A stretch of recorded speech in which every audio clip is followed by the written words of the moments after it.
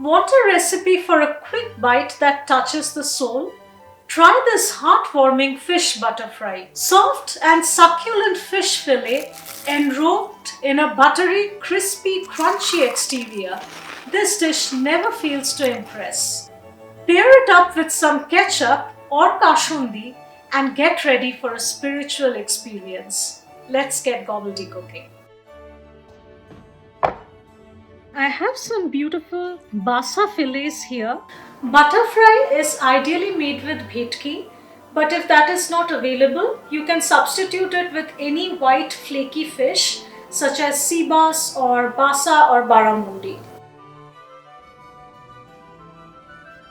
First, I'll just pat the fish dry using some paper towels. I will now cover and keep this in the refrigerator for at least 2 to 3 hours so that the fish fillet can dry completely.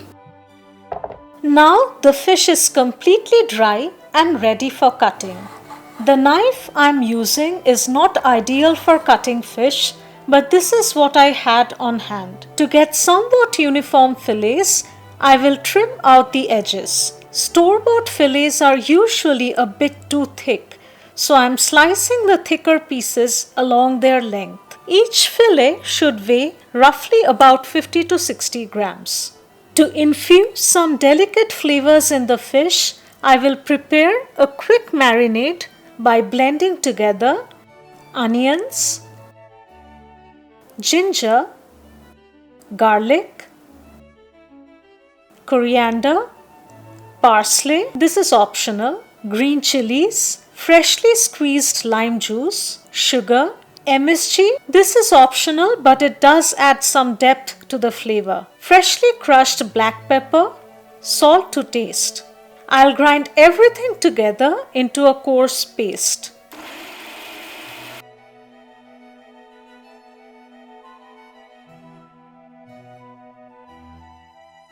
Let's marinate the fillets. I will rub a little bit of the green marinade onto each fillet and massage well on both sides.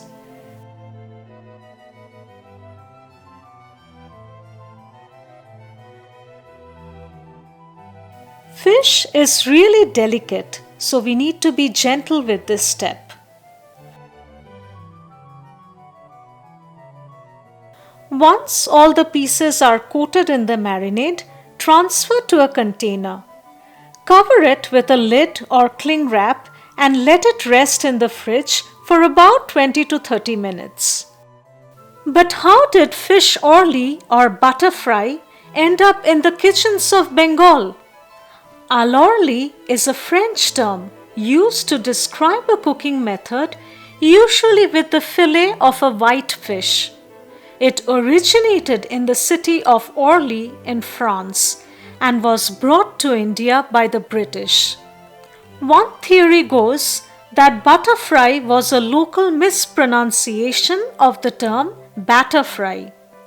It is said that this recipe was served for the first time as an appetizer by Calcutta's legendary caterer Bijoli Grill at a party thrown by reputed author Narayan Shannal for his daughter's wedding. The buttery soft melt-in-the-mouth fish quickly won the hearts of the food-loving Bengalis and dominated the wedding menus during the 90s. Let's prepare a dry mix. I have here maida or all-purpose flour. Adding to this corn flour, baking powder, baking soda, garlic powder, this is optional, black pepper powder, some salt to taste. Mix everything well. Let's move on to a wet mix. In a separate container, I will beat eggs, add some melted butter, adding some chilled soda. This is what will make our fries extra crisp. Mix the wet and dry ingredients. Blend everything in a smooth, silky paste. This batter must have a thick consistency. Heat enough oil in a kadhai or cast iron pan for deep frying. Set up a workstation in a way where you can easily move the fillets from the container to the batter, the oil, and the drying rack. After several attempts, we found 2 pairs of forks to be the most efficient equipment for this workflow.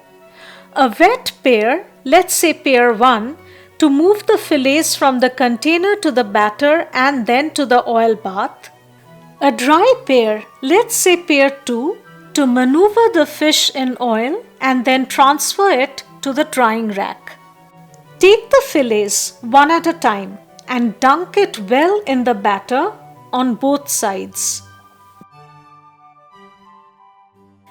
Gently and carefully lower the battered fillet in the hot oil. Spoon some oil on the upper surface. This helps while frying. Flip the fillet over and repeat. Once done, take off the hot oil and place on the drying rack, showing this one more time.